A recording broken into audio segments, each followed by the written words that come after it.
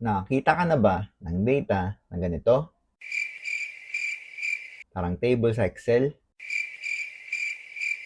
O kaya ganito? Pinaghihiwalay sila ng mga column? Paano kung kailangan mong kunin yung unang column? Tapos, isort mo from A to Z. Sa episode na ito, pag-eksperimentuhan natin ang mga ito at ito-try nating ayusin ang kahit anong magulong text.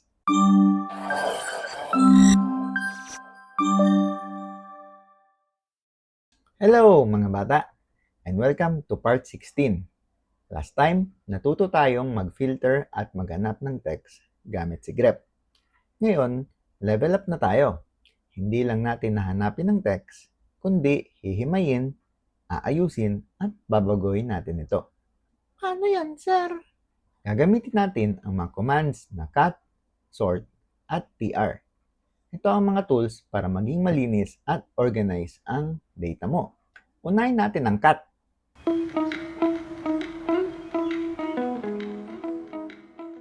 Ang trabaho niya ay putulin o extract ang mga specific na sections o columns mula sa bawat linya ng isang file.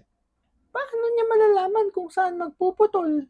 Sasabihin natin sa kanya kung ano yung delimiter o separator.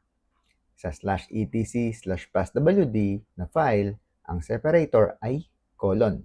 Gagamitin natin ang -d para specify yan at -f para sabihin kung aling field o column yung kukunin natin. Halimbawa, kunin natin ang lahat ng usernames na nasa unang field ng /etc/passwd. Ang command ay cat-d -f1/etc/passwd. Dinefine natin na colon ang ating delimiter at ang unang field na number 1 ang kukunin natin. Pwede ka rin kumuha ng multiple fields like -f1, 7 para sa username at sa shell. Ayos din ah! Ngayong may listahan na tayo ng usernames, paano kung gusto natin itong isort sa alphabetical order?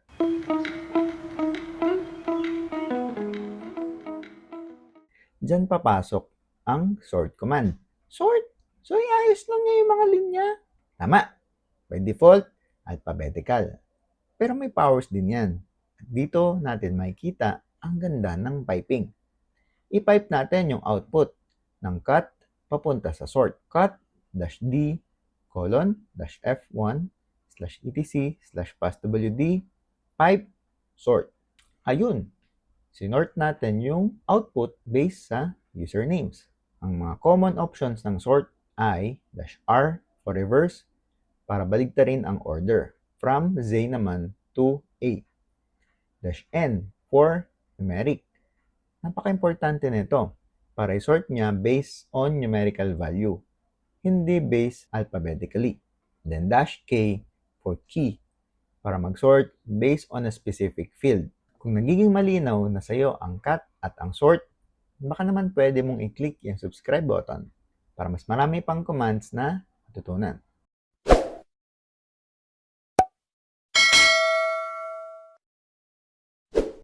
Okay, balik na tayo sa huling tool.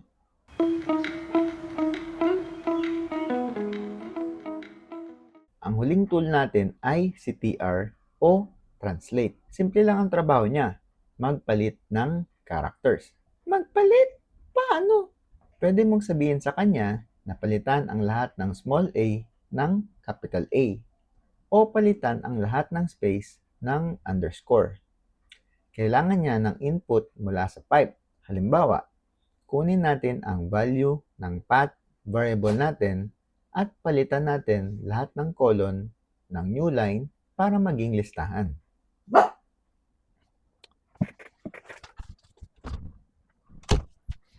Echo $path pipe tr :/n.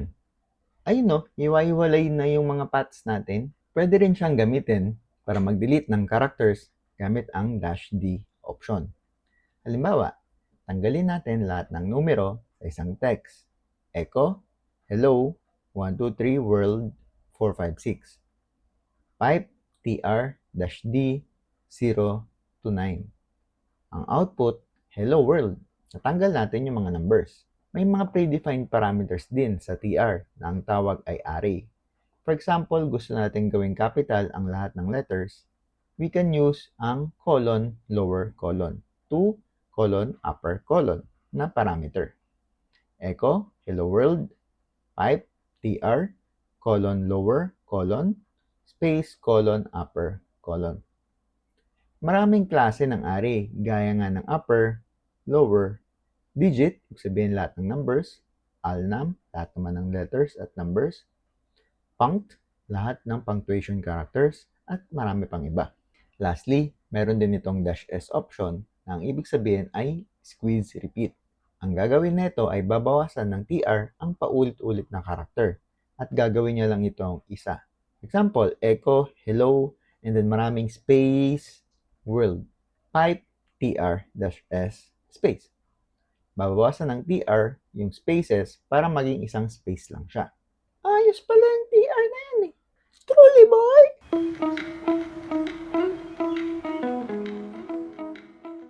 Okay, i-recap tayo sa mga bago nating tools. Ang cut, ginagamit para kumuha ng specific columns o fields mula sa text, gamit ang delimiter na -d at field number na -f.